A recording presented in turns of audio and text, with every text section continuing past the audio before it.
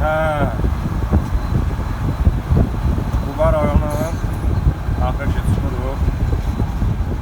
Ya Allah. Ay Allah, burada da bir tane lük var, ona da sal. Ay sal. Qəşər. Selam abi de.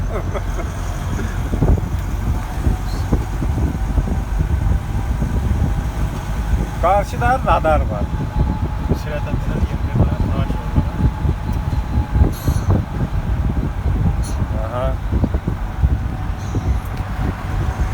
Paxlava bükmə şəkər bura xarakterləri.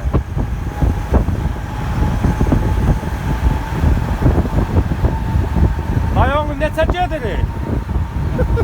Amma nə gedirik ya?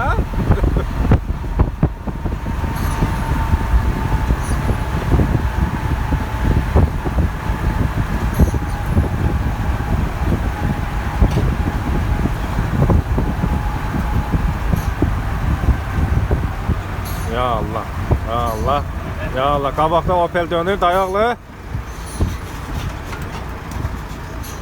Dayaqlı nəsə?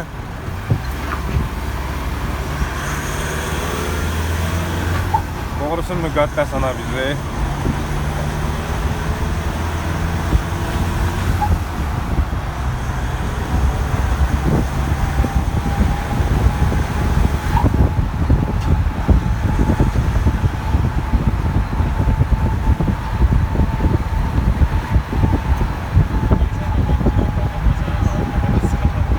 Laflarsan insəliysən.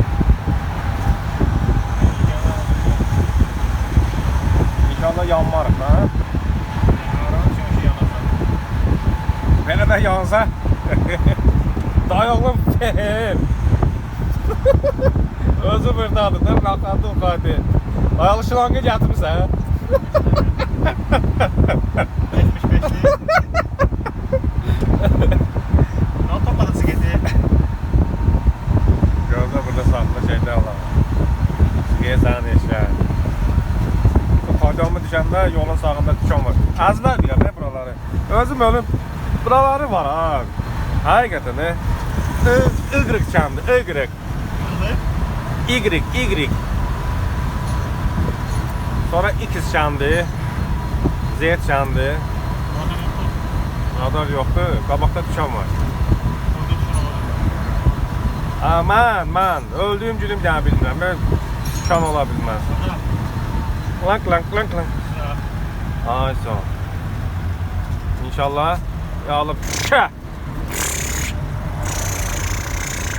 Döh.